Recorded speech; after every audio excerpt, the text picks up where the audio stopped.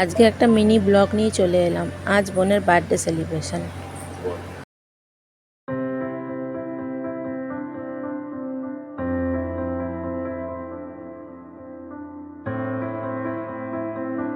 বোন আমার ছেলেকে খাইয়ে দিচ্ছে, ছেলে আমার খাবে না, কিছুতেই খাবে না, ও খালি কেকটাই কাটবে, ও খাবে না।